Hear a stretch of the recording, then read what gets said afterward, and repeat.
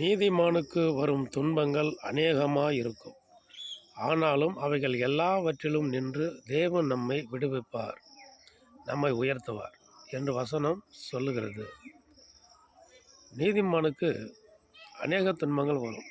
ஒரு நிலத்தில் கோதுமைகளை நட்டு பயிர் பண்ணியிருப்பாங்க, நெல்லுகளை நட்டு பயிர் பண்ணியிருப்பாங்க, அல்லது மரத்தோட்டங்கள் இருக்கும், அல்லது பூ தோட்டங்கள் இருக்கும், திராட்சை தோட்டங்கள் இருக்கும், அத்தி தோட்டங்கள் இருக்கும், இப்போ காய்கறி தோட்டங்கள் இருக்கும். இப்படி எவ்வகையான பயிர் வகைகளாக இருந்தாலும் எல்லாமும் அதில் பூச்சிகள் வருவதை நம்ம பார்க்க முடியும், அதில் புழுக்கள் தோன்றுவதை பார்க்க முடியும். அந்த செடியை, அந்த இலையை தின்னும், பூச்சிகள் வரும்.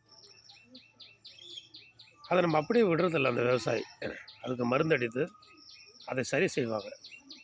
அதே போல் தான் இந்த எல்லா நிலங்களிலும் விளைகிற மரங்கள், பயிர் வகைகள் எல்லாம் சுத்தமாக இருக்குது, அது நீதியாக இருக்குது. ஆனாலும் பூச்சி வருது.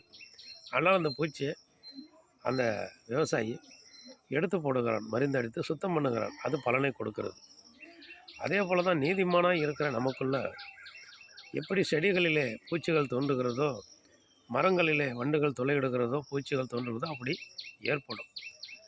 நம்ம தோட்டத்தின் எஜமானாக இருக்க ஏசப்பா நம்ம நீதிமானாக இருக்கிற போது நம்ம மீது ஏற்படுகிற அநேக பிரச்சனைகள், துன்பங்களை அவன் நீக்கி போட்டு, எல்லா துன்பங்களையும் நீக்கி போட்டு அவன் நம்மை விடுவித்து நம்மை வழிநடத்துகிறான்.